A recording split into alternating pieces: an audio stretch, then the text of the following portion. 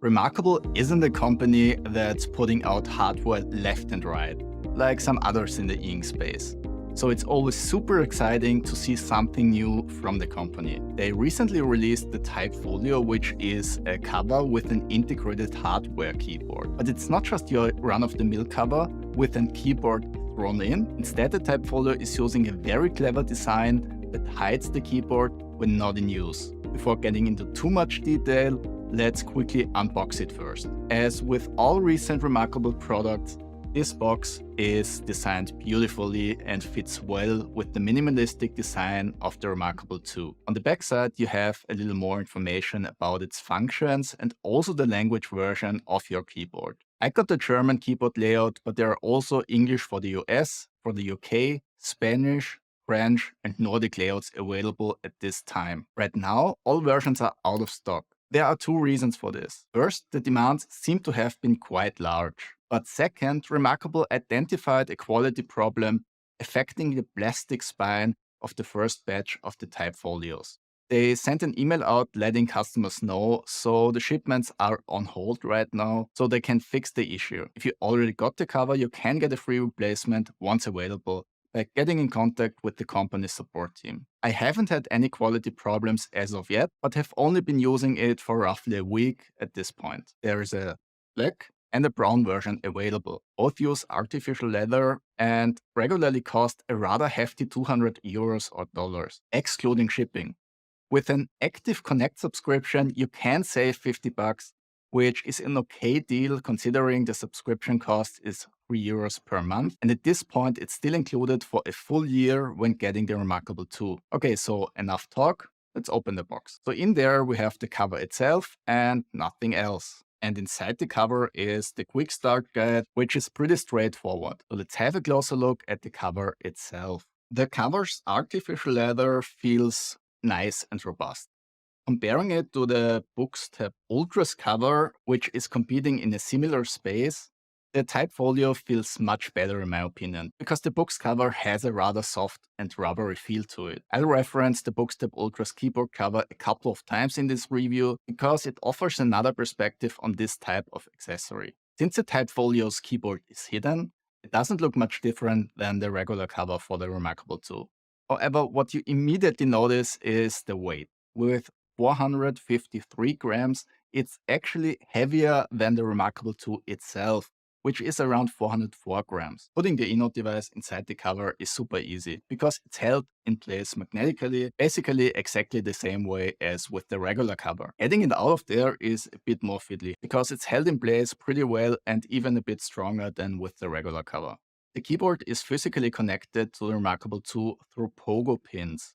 So there's no need to charge or pair the keyboard. Simply put the Remarkable 2 into the case and you're good to go. Thanks to the very slim profile of the keyboard, the Remarkable 2 and cover don't feel clunky at all. Heavy? Yes, but not too thick. What's so much better with this approach is that the keyboard is hidden behind the Remarkable 2. This has two major advantages. First, the front doesn't flap around when opening it. Instead, it opens very easily and always does what I want it to do because it's much better balanced. And second, you can flip the front cover to the back and hold the Remarkable 2 and the case without touching the keyboard. And that actually doesn't feel much different than with the regular cover. So let's see how you can get the keyboard out of its hiding spot. First, you turn it into landscape because that's the only orientation this works in. And then you pull on these two subtle handles here on each side to bring up the Remarkable 2 and snap it into position. Takes some getting used to on the first few tries, but that's really an ingenious design.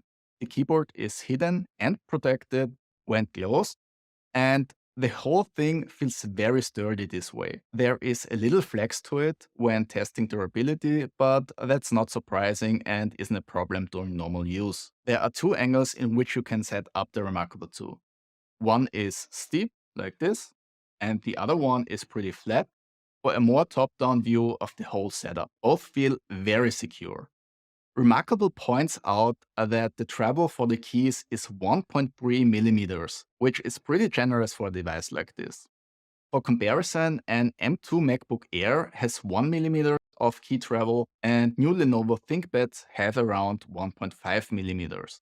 So the Type Folio lies somewhere in between those high quality machines. And you can feel it. The key travel is actually pretty impressive and noticeable. But it's not just about the travel distance, but also about ductility. And you can also tell that Remarkable put a lot of emphasis on the writing experience in that aspect. The key presses don't feel mushy, but despite being on the more silent side, have a noticeable click. Obviously, nothing like a mechanical desktop keyboard, but very solid for something this thin.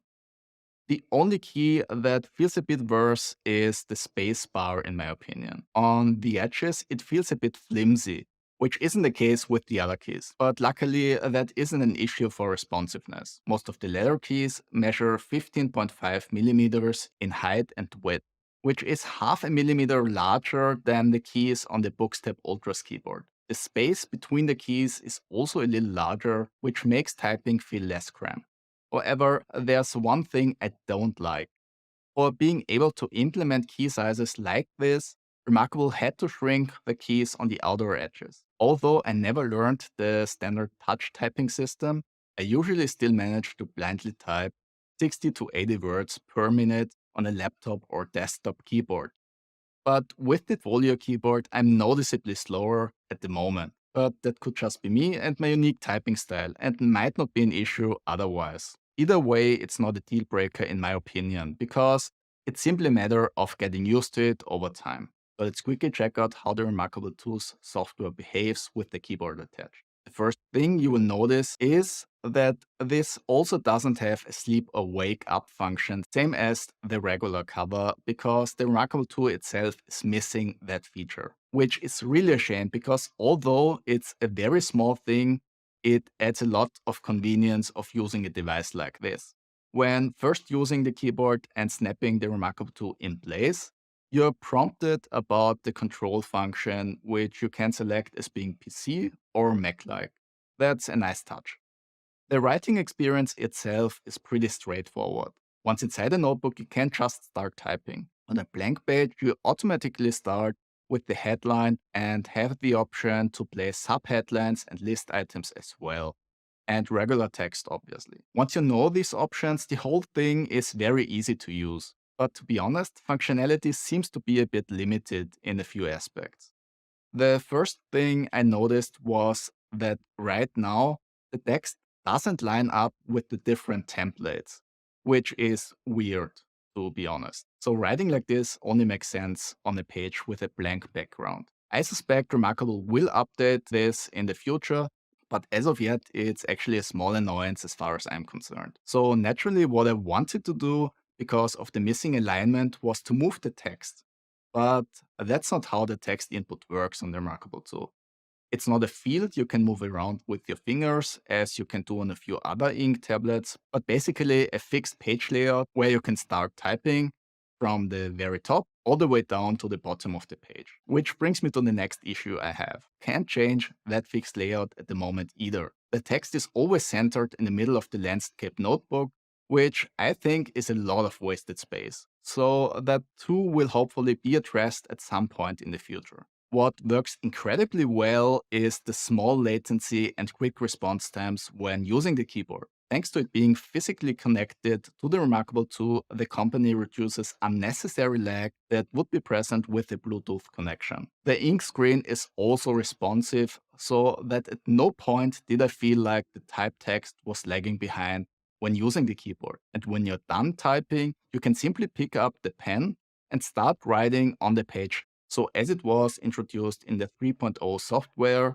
you can mix typed and handwritten text very easily. Which brings us to the end of this short review of Remarkable's newest product. And to be honest, I'm a little torn. The hardware of the Type Folio is exceptional. This is hands down one of the coolest e-ink accessories I have ever used. The design is awesome and makes handling the Remarkable 2 and cover very easy. In contrast to that, I dread on setting up the Bookstep Ultra every time I want to use the keyboard because of its awful balancing, which might sound like a little thing, but when you're doing this a couple of times a day, it's exactly these little things that can make a huge difference in convenience. And Remarkable really nailed it in that regard. Where I still see room for improvement is the software implementation.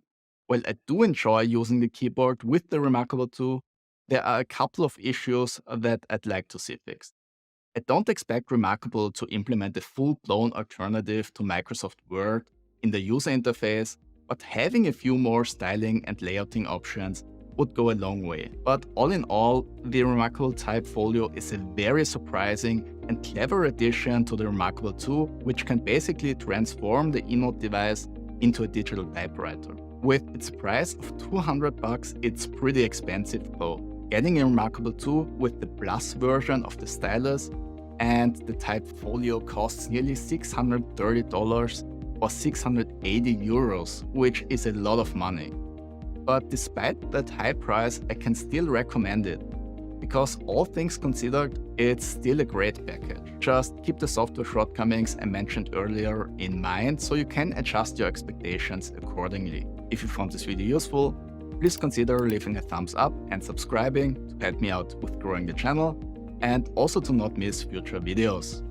Thanks for your time watching, and see you in the next one.